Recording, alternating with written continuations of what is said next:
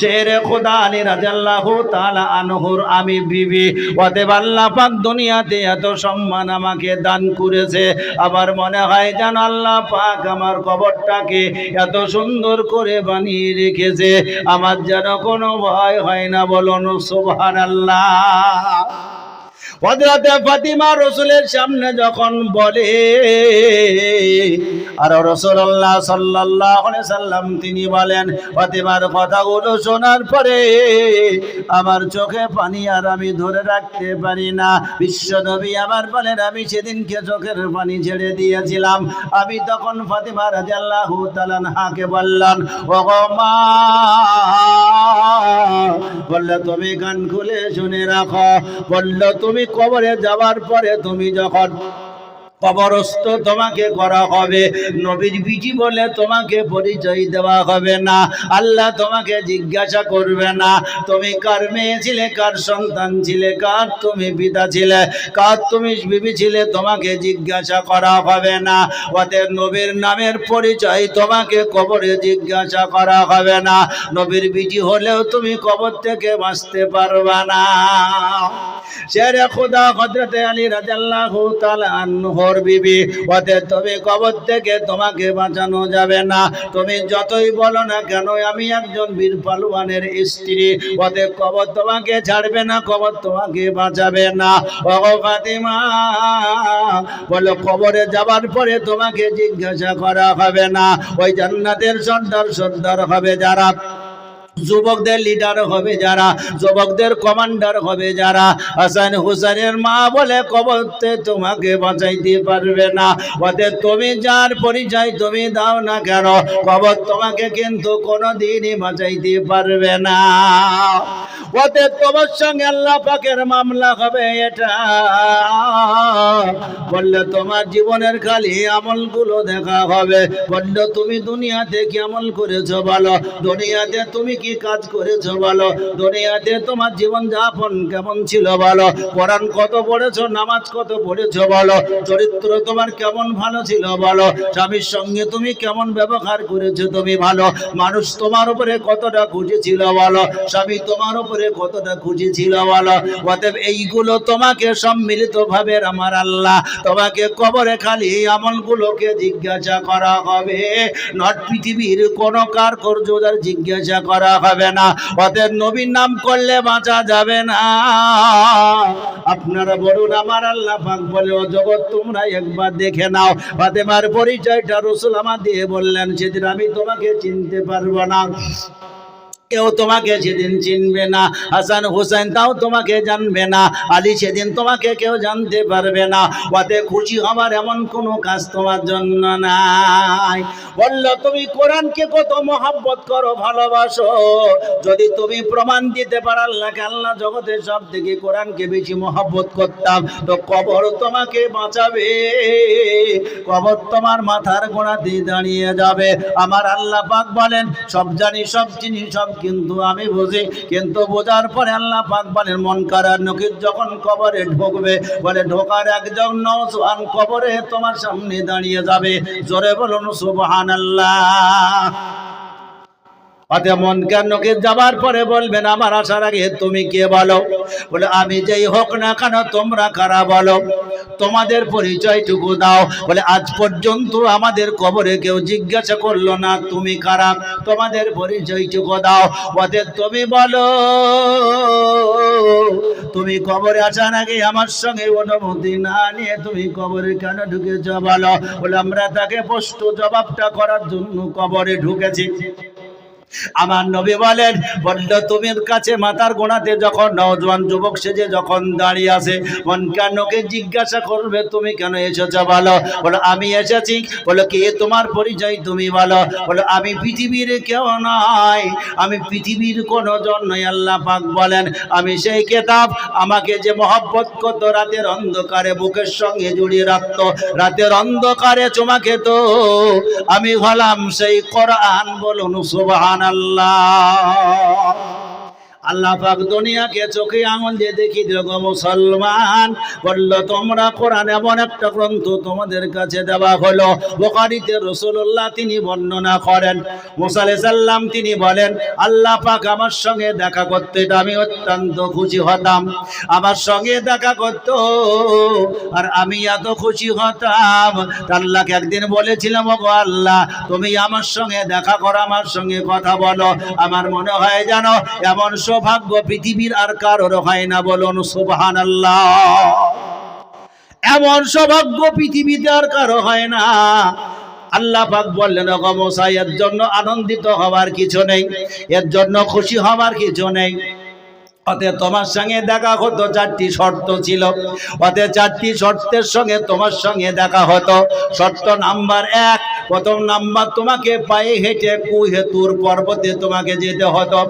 ওখানে যাওয়ার পরে বললে প্রথম নাম্বার শর্ত হলো তোমার পায়ের জুতোকে খুলে ফেলতে হতো। বলুন সুবহানাল্লাহ।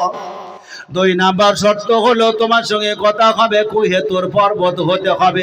পৃথিবীর কোনো জায়গাতে কথা হবে না, তোমার বাড়িতে হবে না, অন্য কোনো পাহাড়ে হবে না, নদীতে হবে না, গাছে পালাতে চললে পারে কথা হবে না, পথে দাঁড়িয়ে থাকলে তোমার সঙ্গে কথা হবে না।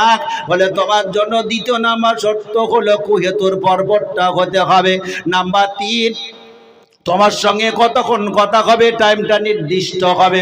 পথের টাইমের আগেও হবে না, টাইমের পরেও তোমার সঙ্গে কথা হবে না।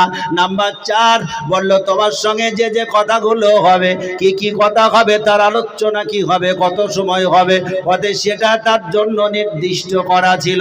এই 4টি শর্তের সঙ্গে কথা হতো, তাছাড়া তোমার সঙ্গে কোনো কথা হতো না। আল্লাহ পাক বলে, ওগো মুসা, বলে তোমার সাথে আমার কথা হতো বটে, কিন্তু 70,000 পর্দার আড়াল থেকে আমি আল্লাহ তোমার সঙ্গে কথা বলতাম। বলুন সুবহানাল্লাহ।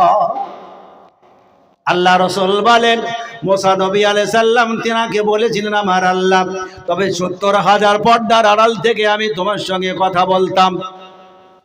আর একটা পর্দার দূরত্ব ছিল 1000 বছর হেঁটে গেলে পারে যতটা দূরত্ব হয়, এতটা দূরত্ব থেকে আমার সঙ্গে তোমার কথা হতো। অতএব এর জন্য বেশি খুশি হওয়ার কিছু না, আনন্দ পাওয়ার কিছু না, এত খুশি হওয়ার কিছু নেই। তবে তোমাকে একটা খবর দিয়ে যাচ্ছি, খবরটা শুনে রাখো। বলো, শেষ জামানাতে একটা নবী আসবেন, আখিরি পয়গম্বর হবেন, তিনি শেষ রসুল হবেন, শেষ প্রফেট হবেন তিনি। তারপরে আর কোন নবী আসবে না, তিনি খাতিমুল নবী হবেন, খাতিমুল আম্বিয়া তিনি হবেন, আখিরি পয়গম্বর হবেন। অবের সেই সময়তে যারা উম্মতি মুহাম্মদী হবে, যারা বললে সেই নবীকে একটা কোরআন দেওয়া হবে। কোরআন। বলুন সুবহানাল্লাহ। জি, বললে তোমার সঙ্গে 4টি শর্তের উপরে কথা হয়, আর আমি আল্লাহ বলো আখিরি পয়গম্বরকে কোরআন দেওয়া হবে। কোরআন বলে আমি আল্লাহ তাদের সঙ্গে সকাল বিকাল সন্ধ্যা যখন মন চাইবে তখন তার সঙ্গে দেখা হবে। বললে তার সঙ্গে দেখা করার জন্য কোনো সময় শর্ত থাকবে না। বলুন সুবহানাল্লাহ। ও মুসলমান, বিবেক তোমার সারা দেয় না। আল্লাহ পাক বলেন, মুসলমান, তুমি যদি কোরআন পড়ার সময়তে যদি তোমার ওযু না থাকে, বললে তুমি মুখস্থ কোরআন পড়লে পারে আমি আল্লাহ তোমার সঙ্গে দেখা করি। অতএব যখন আমরা পড়ি আলহামদুলিল্লাহি রাব্বিল আলামিন, আল্লাহ বলেন ওটা খালি আলহামদুলিল্লাহ পড়েছো, খালি আলহামদুলিল্লাহ না, ওটা হলো আমার কথা, ওটা হলো আমার কালাম। অতএব তোমার সঙ্গে আমার কথা হচ্ছে। বলুন সুবহানাল্লাহ। যখন মন যাবে তুমি তখন পড়বে, রাতের অন্ধকারে পড়তে পারবে, দিনমানে পড়তে পারবে, সময় কোনোদিন নির্দিষ্ট থাকবে না। অতএব সেই জন্য আমার আল্লাহ পাক বলেন, বান্দা শোনো, আমি তার জন্য তোমাকে নামাজ পড়ার কথা আল্লাহ পাক পবিত্র কোরআনে আমি 82 জায়গাতে তোমাদেরকে নির্দেশ করেছি। বলুন সুবহানাল্লাহ। মুসলমান নারী পুরুষ যখন তোমরা নামাজ পড়ো, আল্লাহ পাক বলেন নামাজ এমন একটা আহাম ইবাদত, নামাজের মধ্যে কোরআন তেলাওয়াত হয়, নামাজের মধ্যে জিকির হয়, নামাজের মধ্যে ইস্তেগফার হয়, নামাজের মধ্যে প্রশংসা আল্লাহ পাকের হয়, নামাজের মধ্যে দোয়া হয়, নামাজের মধ্যে আল্লাহর পবিত্রতা বর্ণনা করা হয়। অতএব বাইরে যত তাসবিহ তাহলিলের আমল আছে আমার আল্লাহ বলেন নামাজের মধ্যে সব কিছু আমল তোমার মধ্যে লুকিয়ে আছে। অতএব সেই জন্য আল্লাহ পাক বলেন সব থেকে ইবাদত আমি নামাজ পড়লে যত খুশি হয় অন্য ইবাদতে অত খুশি হয় না। বলুন সুবহানাল্লাহ। জি বললো কোরআন উযু থাকলেও পড়া হয়, উযু না থাকলেও পড়া হয়। বললো মুখস্থ আছে, তুমি পথে চলতে চলতে পড়তে পারো, ক্ষেত মজুরিতে পড়তে পারো, এটার নাম হলো কোরআন, আর এটাই হলো সত্য। বলুন সুবহানাল্লাহ।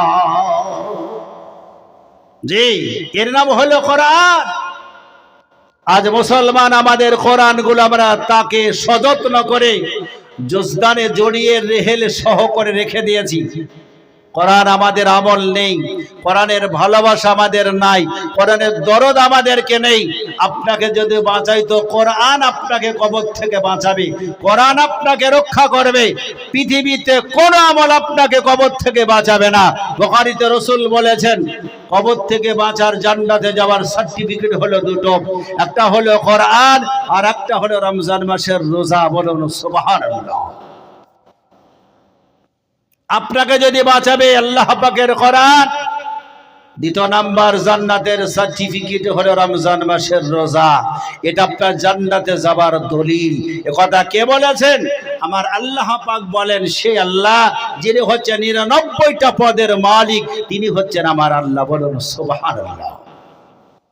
ব্যবসা ভাইরা, তাই কোরআনের গাছের আবাদ আপনারা চালু করেছেন, সেখানে যত রকম ভাবের প্রয়োজন, যা যা প্রয়োজন নিজে না পারলে সহযোগিতা যুক্তি পরামর্শ দিয়ে সেই কোরআনের প্রতিষ্ঠান আপনারা দায়িত্বের সাথে টিকিয়ে রাখার এটা আমাদের কর্তব্য।